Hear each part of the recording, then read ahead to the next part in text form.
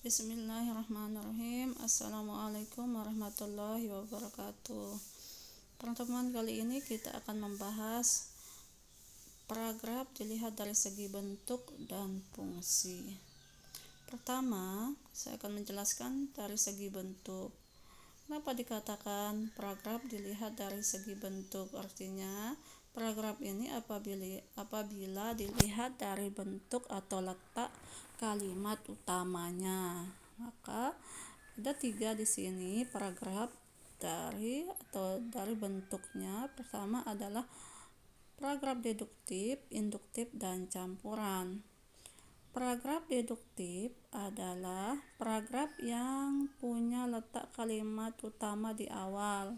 Paragraf ini diawali dengan kalimat umum dan diikuti dengan kalimat khusus atau kalimat penjelas. Contoh, ada banyak penyebab banjir di Jakarta. Pertama, masalah kurangnya kesadaran masyarakat untuk tidak membuang sampah sembarangan. Kedua, sudah banyak pembangunan di Jakarta sehingga daerah resapan berkurang. Ketiga, daerah Jakarta memang disebut-sebut sebagai daerah resapan air.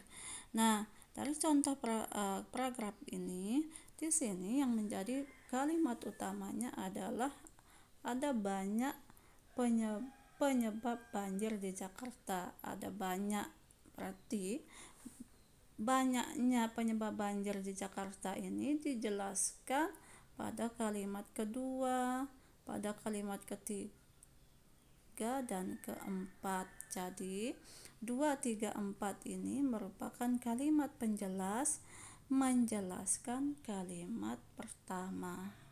Oke, bisa dipahami? Lanjut ya. Kedua, paragraf deduktif. Paragraf deduktif adalah paragraf yang punya letak kalimat utamanya di akhir.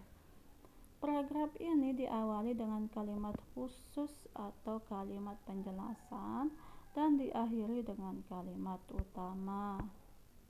Paragraf induktif dibagi menjadi 3, yakni generalisasi atau kalimat yang berupa kesimpulan. Kedua, analogi, yaitu kalimat perbandingan dari 2 hal yang mempunyai sifat yang sama. Kemudian kausal, paragraf yang sifat kausal, yaitu hubungan sebab akibat. Contoh paragraf induktif, jangan makan makanan berminyak, terutama goreng-gorengan yang menggunakan minyak jelantah. Jangan terlalu banyak makan daging merah, khususnya sapi. Perhatikan juga konsumsi seafood. Kalau bisa dikurangi, terutama untuk cumi dan udang. Itulah beberapa makanan yang bisa dihindari jika tidak ingin punya kolesterol.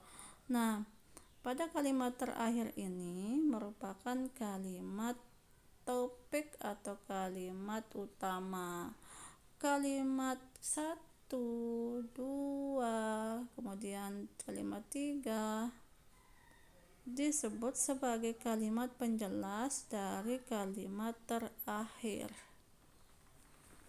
Oke, kita lanjut. Paragraf campuran. Paragraf campuran adalah paragraf yang menggabungkan deduktif induktif dalam prosesnya.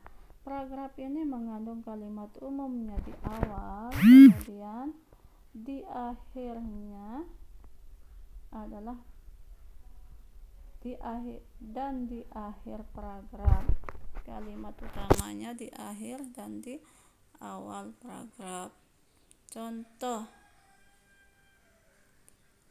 ada banyak tips yang bisa dilakukan untuk lulus SBMPTN.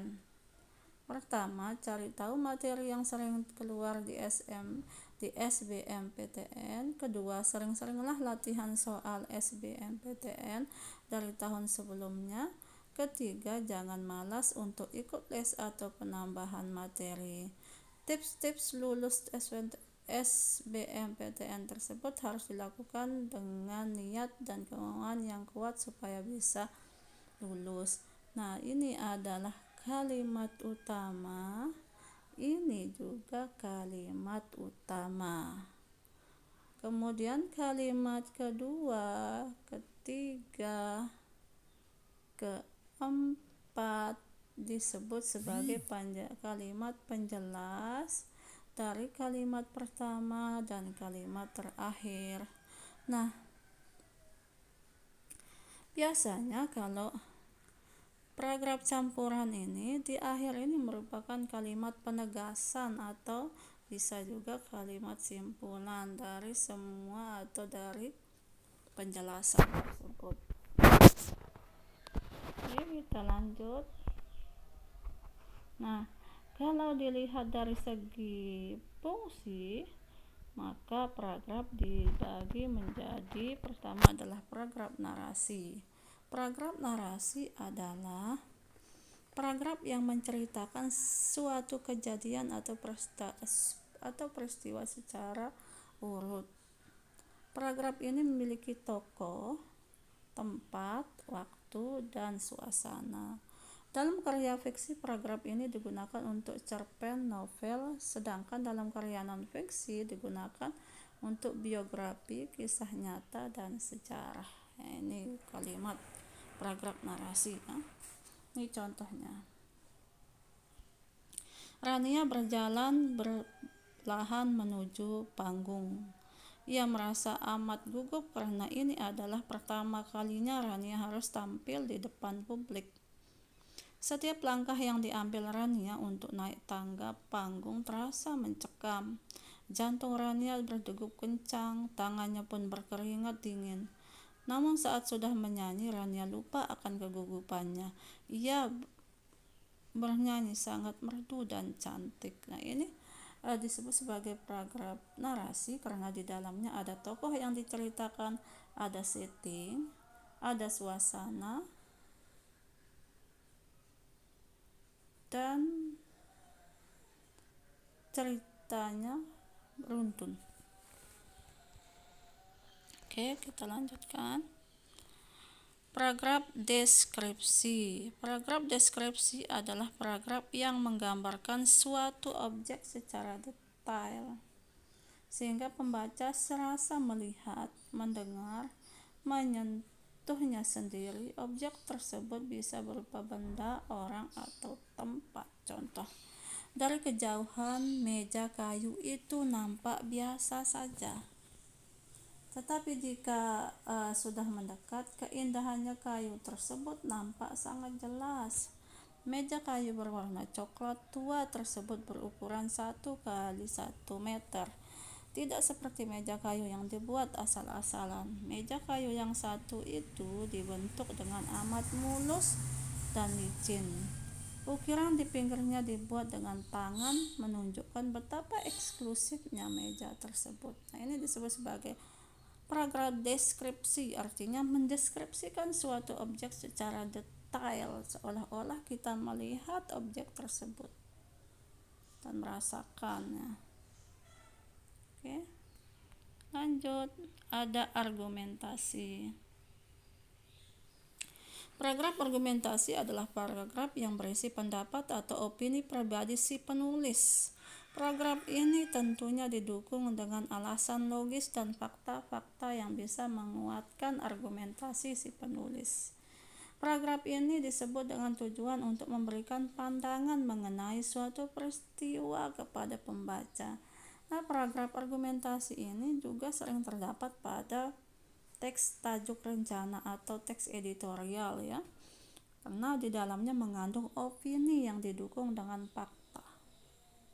Nah, contoh, masalah banjir di Jakarta bukan perkara sepele yang bisa diselesaikan begitu saja. Pasalnya, walaupun bantaran sungai sudah dibersihkan, tetapi masih banyak warga yang belum punya kesadaran untuk tidak membuang sampah sembarangan. Selain itu, tingginya tingkat pembangunan gedung-gedung di Jakarta juga menyebabkan kurangnya daerah resapan air. Sementara volume air saat itu musim hujan lebih banyak ketimbang daerah resapan air. Nah, ini disebut sebagai teks argumentasi. Ini disebut dalam teks paragraf ini semuanya mengandung opini.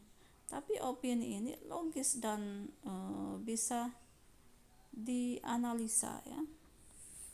Ini opini penulis terhadap apa yang dia rasakan, apa yang dia lihat. Di sini kalimat ini tidak ada faktanya.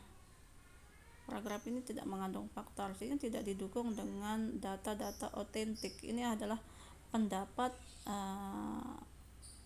si penulis saja atau yang membuat paragraf saja, bergantung pada keadaan yang dilihatnya, tapi tidak dianalisa dengan kajian-kajian yang bersifat ilmiah.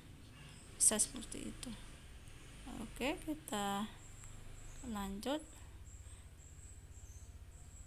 Paragraf persuasif. Paragraf persuasif adalah paragraf yang bertujuan untuk mengajak atau membujuk pembaca melakukan sesuatu.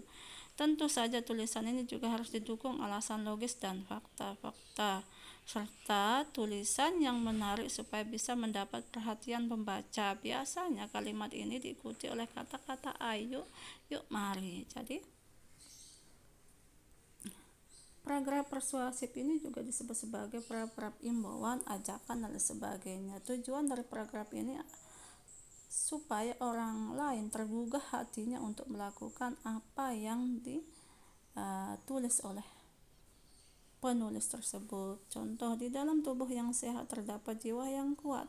Itulah ungkapannya harus ditanamkan dalam diri supaya terus bersemangat memelihara pola hidup yang sehat. Selain makan bergizi, olahraga pun penting dijadikan aktivitas rutin sehari-hari. Tidak hanya untuk hidup sehat, rajin berolahraga pun bisa mengurangi stres, memperkuat imunitas tubuh, membuat tidur lebih nyenyak, dan mencegah penyakit berbahaya seperti kolesterol, hipertensi, dan jantung. Ayo, rajin olahraga mulai dari sekarang. Ini penekanannya pada paragraf persuasif. Bisa saja ini disebut sebagai paragraf argumentasi jika di sini tidak ada ajakan. Nah, ini kan pendapat si penulis saja. Dari sini adalah pendapat si penulis. Kemudian pada kalimat terakhirnya ditekankan ada ajakan atau imbauan. Ini disebut sebagai paragraf persuasif. Paragraf eksposisi. Paragraf eksposisi adalah paragraf yang berisi informasi fakta atau pengetahuan. Paragraf ini disebut sebagai tujuan menambah wawasan si pembaca. Biasanya paragraf ini disertai data-data berupa penelitian ilmiah, tabel, grafik, dan lain sebagainya. Hingga saat ini pendidikan di Indonesia masih belum merata. Ini masih pendapat ya. Masih banyak sekolah terutama di daerah pedalaman Indonesia yang belum memiliki fasilitas memadai dan sumber tenaga pengajar berkualitas. Ini masih opini. Hal ini didasarkan pada data yang diungkapkan oleh Lead Advisor of the Skill Development, Higher Education, Government Analytical and Capacity Development Partnership atau ACDP Indonesia. Nah, ini adalah fakta. Jadi pendapat ini didukung oleh fakta, maka ini disebut sebagai paragraf eksposisi atau dikuatkan dengan fakta. Oke. Jika ada yang belum paham, silahkan bisa japri ke nomor WA saya ya. Demikianlah penjelasan pada pertemuan ini. Jangan lupa kalian mencatat hal-hal penting yang kalian dengar atau dari penjelasan saya tadi. Demikianlah, assalamualaikum warahmatullahi wabarakatuh.